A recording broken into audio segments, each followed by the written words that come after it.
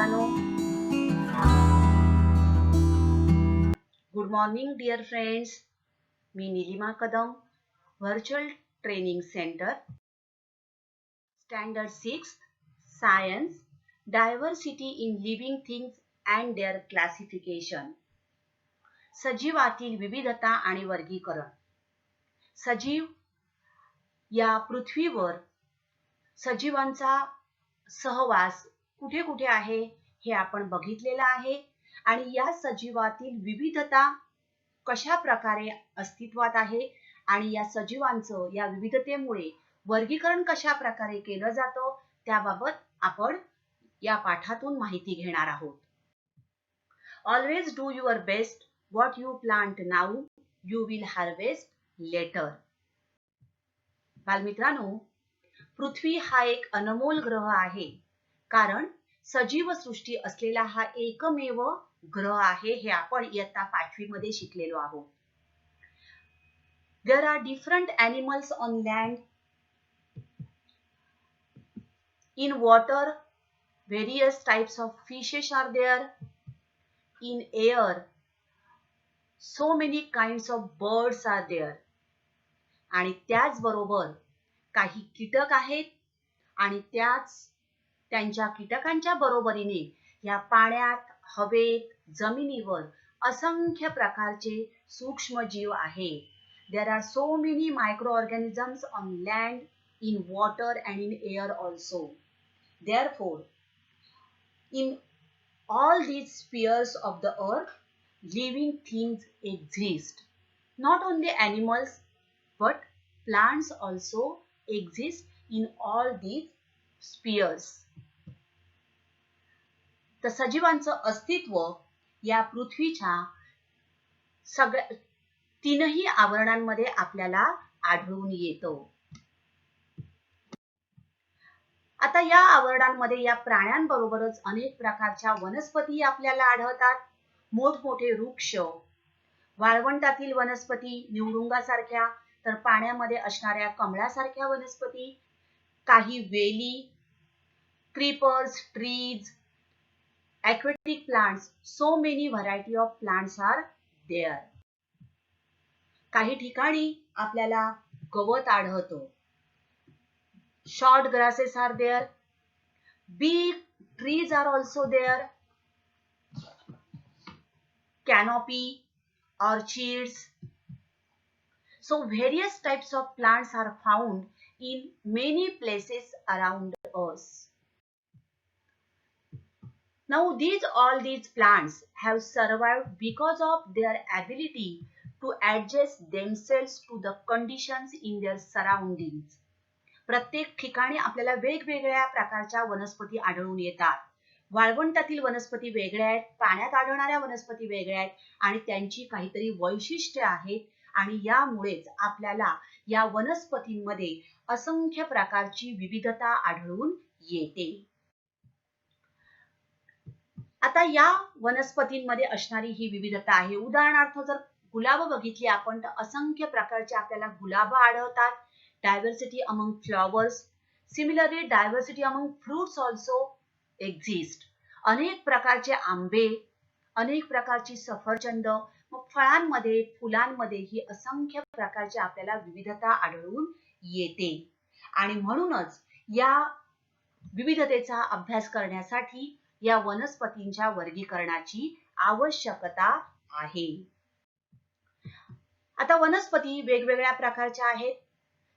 There are different types of plants. Autotrophic plants means the plants which can make their own food in sunlight. For example, hibiscus, pomegranate, periwinkle, mango, tamarind, etc. There are heterotrophic plants. परपोषी वनस्पती like mushrooms, fungus. These plants cannot prepare their own food and so for food they have to depend on other plants. These are called heterotrophic plants. अन्नासाठी इतर सजीवांवर अवलंबून असणारे सजीव. आपल्या पावावर येणारी बुरशी ही एक परपोषी वनस्पती आहे आणि ती पावातून आपलं अन्न शोषून घेते. This is a dodder plant. yellow, this is a yellow climber is there, and these plants grow on these green trees and suck their food with the help of sucking roots from that tree. पावसाच्या दिवसात आपल्याला दिसणारी हे अनेक प्रकारची भूछत्रे ही सुद्धा एक परपोषी वनस्पती आहे. त्याचबरोबर बाणगुळ, आंबा, चिंच यासारख्या मोठमोठ्या वनस्पतींवर वाढणाऱ्या या वेगळ्या वनस्पती बाणगुळ ह्या सुद्धा परपोषी वनस्पती आहेत. They are heterotrophic plants.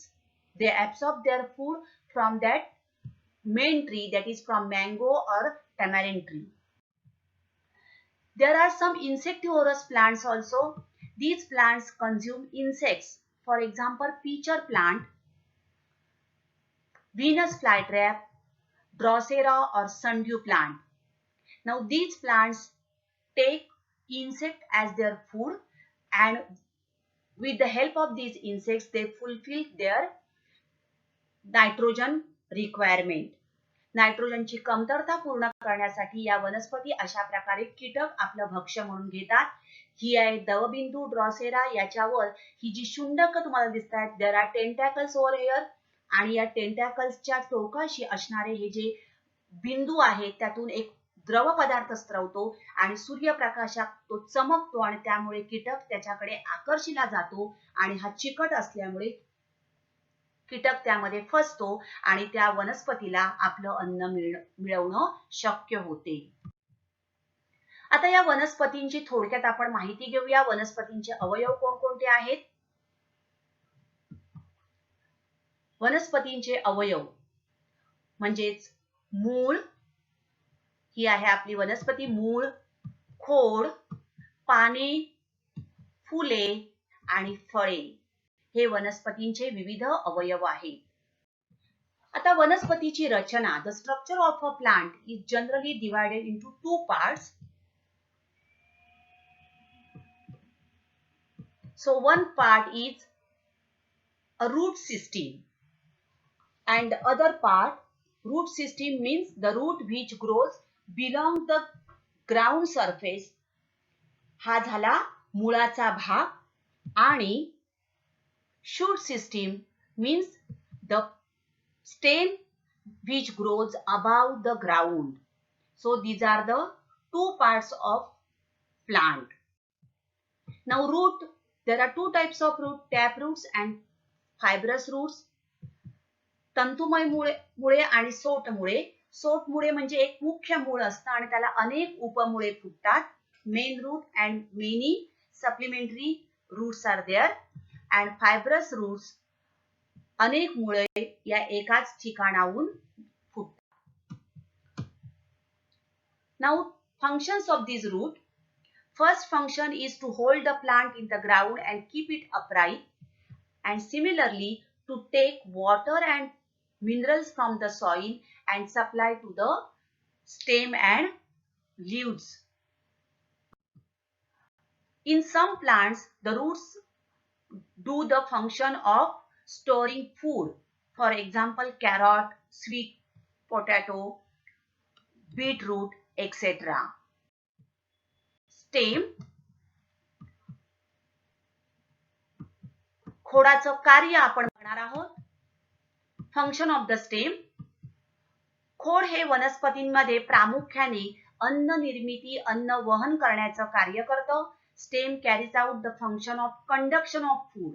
हे बघा, मुळांनी शोषलेलं पाणी हे वरच्या पानांपर्यंत पोहोचवणं आणि पानांनी तयार केलेलं अन्न वनस्पतीच्या इतर भागांना पोहोचवणं, means conduction of food. Similarly, in some plants, the stem carries out the function of storage of food. For example, potato, ginger. Some plants stem carries out the function of reproduction also. Brahmi, strawberry, etc. Leaf. Leaf is called the food factory of the plant. Function of the leaf is to absorb carbon dioxide and to prepare the food.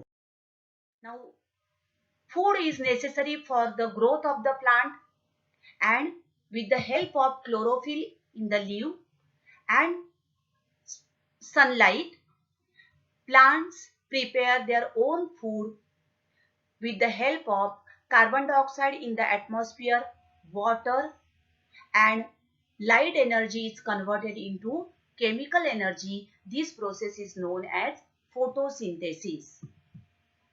So this is that's why plant leaf is called food factory of the plant. Now there are two types of leaves, simple leaves and compound leaves. Now next part is flower.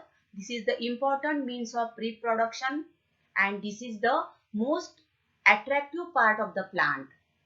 To attract insects for pollination, flower plays an important role. Fruits. Fruit protects the seed and with the help of these seeds in the fruit, new plant can be generated. Now there are some fruits which have more than one seeds and in some of the fruits there is only one seed. For example, lychee, mango, cashew, peach, etc. In some plants there are no seeds, that is seedless fruits, strawberry, grapes, etc. Video आवडला असेल तर जरूर subscribe करा. Thank you.